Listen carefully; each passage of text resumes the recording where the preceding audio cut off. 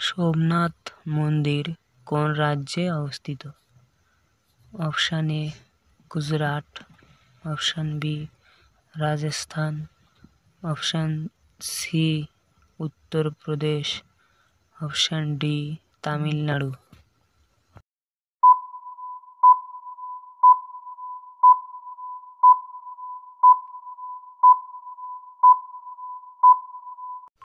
বন্ধুরা, উত্তরটি জানবার আগে আপনি যদি এই চ্যানেলে নতুন হয়ে থাকেন তাহলে আমার এই ছোট্ট চ্যানেলটিকে লাইক ও সাবস্ক্রাইব করে পাশে থাকবেন।